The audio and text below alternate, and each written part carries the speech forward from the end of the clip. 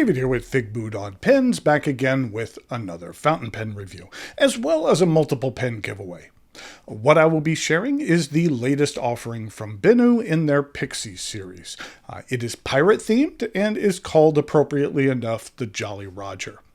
What I am going to do today is go over the parts and features of this diminutive offering, talk about what I care for and what I don't care for about it. I'll show some measurements, size comparisons, and provide a couple of writing samples. A big thanks go out to Benu for providing the pens you will see today for review. And I will be giving a couple of them away. So stay tuned to learn to see what you need to do in order for a chance to make one of these pens your very own. Okay, in order to get a closer look at this swashbuckling offering, please join me over here at camera 2. The pens arrive in one of two boxes. There is this larger box, as well as this smaller one.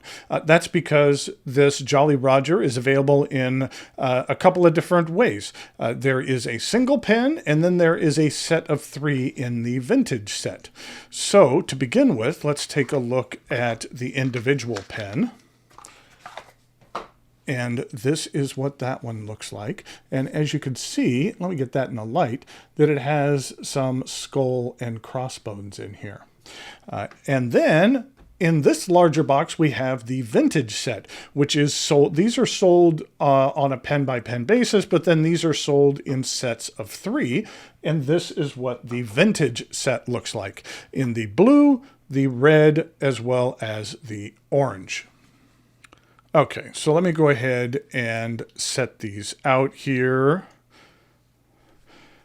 and set these 4 out. And so you can see that the black has more of just kind of a glossy black finish to it with some matte undertones.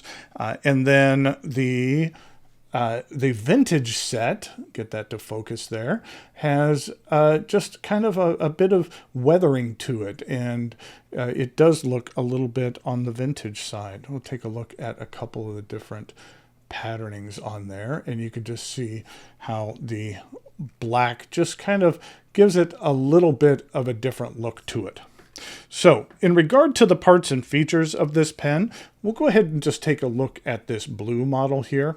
It is a pocket pen. You can see here that the top does have a beveled edge, and then it's slightly indented, and it unscrews. And inside, we have a very diminutive pen. Now, this pen is meant to be posted, and it does post securely. And once it's posted, it is a decent size. I have found that if I'm just writing a quick note, then there's no problem in go ahead and just using it unposted. I have found I don't know if it's a quirk of this particular pen, but I have noticed, let me check this one, that this blue one it posts a little bit deeper. You can see here, the blue one posts a little bit deeper than the red one does. Let me check the orange one to see where that one posts. That one is similar to the red. And then let's check the black. The black one is similar to the red as well. So for this particular one, just posts a little bit deeper. But whether it's the one that posts a little bit deeper or a little bit more shallow, they both are very nice. Here on the cap, it does have Benu, and it is indented, as you see like that. One thing I wish with a pen like this that's clipless, if it would have some kind of roll stop. This doesn't act as a roll stop. I was trying to think of a way to work around that, and I was thinking maybe if rather than it being indented, if it was actually extended a little bit, but then actually having it indented works nice because when you are capping and uncapping the pen, it kind of acts as a natural place to rest your thumb in order to gain that. So I'm not quite sure if raising it would be beneficial and would kind of mess with the design, but I was trying to think of what they could do in order to get some kind of roll stop on here, especially for a smaller pen like this. You just want to make sure that it's not rolling around the table. But once you do have this pen, we have a rather diminutive number 4 nib. They do use Schmidt nibs. And they are available in fine, medium, and broad. I have one of each here, so I'll give you a writing sample from each of these. The section begins with a very slight flare and angles up. And even though this is a small pen with not the largest section as far in regard to thickness, I do find it very comfortable to use. And then there's a small step up to the resin threads and another small step up to the remainder of the barrel. And then the cap, even though there's a medium-sized step up here, it's far enough back to where it doesn't impede your grip at all. This is a cartridge converter pen. It accepts standard international cartridges. A cartridge was provided, and it does take converters. Now, it doesn't take a standard international converter. That would be way too long. But what it does take is the Kaweco mini converters, and those work really nice in this particular pen. Since there are no metal parts, if you'd like to, you could eyedropper this pen as well. You know what? Actually, let me go ahead and cap these up just so they don't dry out, since we're going to do a writing sample here in a minute.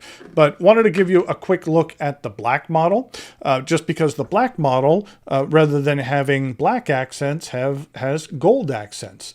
And it has the gold-colored nib. These are steel nibs. And I just thought that gold looks... look nicely in contrast, nice in contrast to the black here on this particular model. You know, I was always curious about the etymology of things like names and words and phrases. And I was curious about why the Jolly Roger got its name, or how it got its name.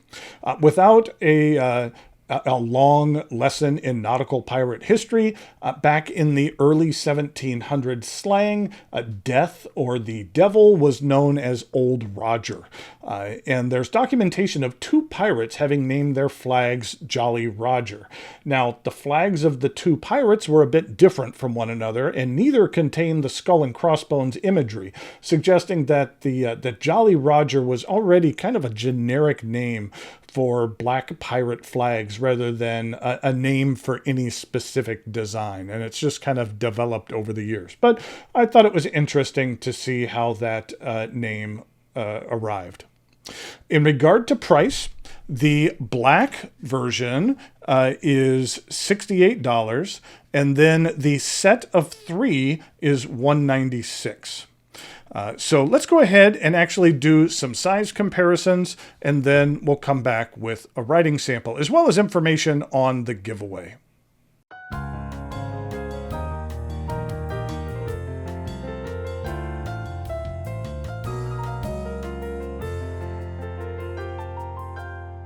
In regard to size comparisons, in regard to a couple of other Benu models, these are 3 relatively new Benu models that will be reviewed in the upcoming months. There is the Tessera Tanzanite, and they're all significantly larger than this particular pen. Then there is the Euphoria White Beach. And then finally there is the Talisman Amorite. And you can see that these all have a bit of Benu flair to them. And in regard to some other pocket pens, this is what it looks like with a Kaweco AC Sport. And then here is a Kaweco Lilliput. And then here is an Enso Pocket Puma in Ultim.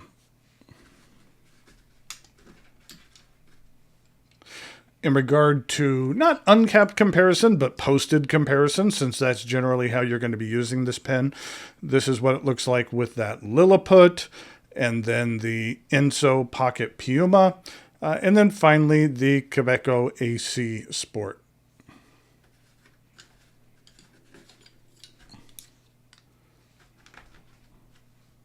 In regard to a writing sample, we have the Benu, and this is the Jolly Roger.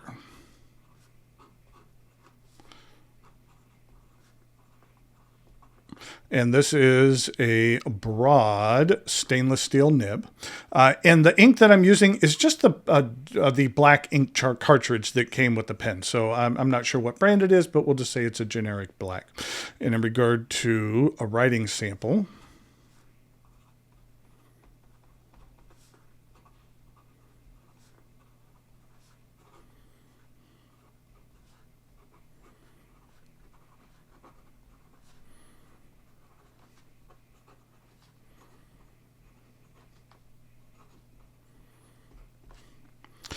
This broad nib is very nice. It is fairly smooth, and it does lay down a decent line. You're not going to get a lot of line variation out of that.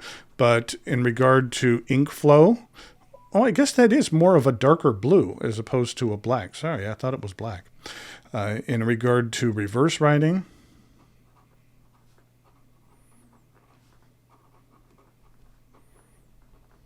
it is a bit on the scratchy side. And then in regard to some fast writing,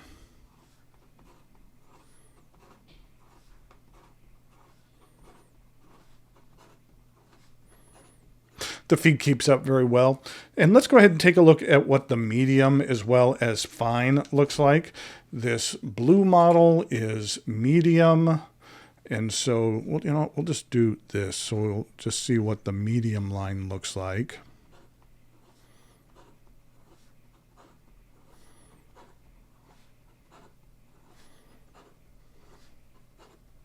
The medium is very pleasant as well. And then we'll take a quick look at the fine. You know what? And we'll do this one without posting it.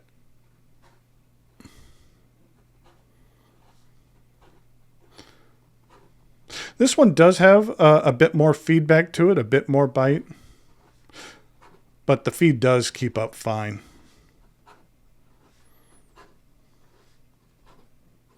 So we can see the difference there. Okay, now, let's just pour the pens up here. So there we have the Benu Jolly Roger. I think that the Jolly Roger is an interesting addition to the Pixie lineup. And the Pixie pen, as far as a pocket pen goes, has been a great addition to the Benu lineup. In regard to a giveaway, I'll be giving away at least 2 of these pens, maybe more. That in the notes below, there'll be a link to a Google survey. That all what you need to do is go there, follow the link, put your name and email address in, as well as answering an additional question, maybe which color of these you prefer. And then 72 hours after posting this review, I'll select at least 2 entries at random and contact you via the email address you provide, and then get you out your pen. Only 1 entry per viewer is allowed, and the giveaway is open to viewers worldwide. So best of luck. But even if you don't win the giveaway, I'll put a link in the notes below where you can check out this pen on the Benu site. Okay, until next time, thanks for watching, and I'll talk to you later.